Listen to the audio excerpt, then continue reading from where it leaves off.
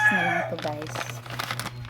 Last na lang itong gatas ko guys. Wala na guys. Wala na.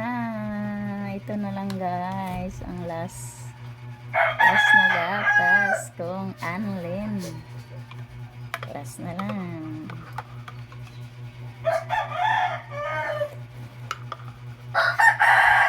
Order na naman ulit guys. Last na lang kasi. Order na kayo.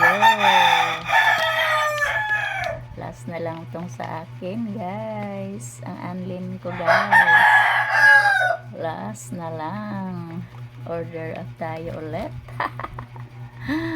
Masarap kasi guys. Parang malakas tayo. Madagdagan ang kalakas natin guys pag palagi tayo uminom ng Anlin. Yes. Hindi lang pala sa mga matanda, kundi para din sa mga bata. Para mas lalong magbata. Okay guys, love you all.